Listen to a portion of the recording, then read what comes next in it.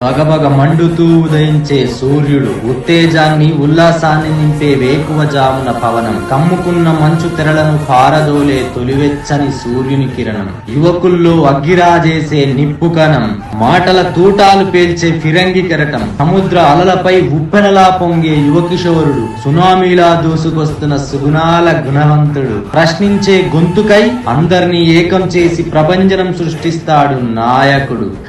కాదు సేవకుడు, జనలోక నాయకుడు, అతడే తీన్మార్ మల్లన్న.